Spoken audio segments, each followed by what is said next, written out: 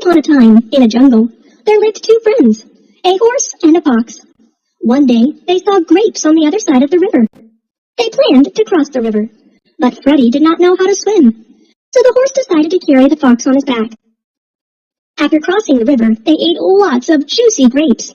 The fox was full, but the horse was still eating. All of a sudden, Happy Fox began to sing loudly.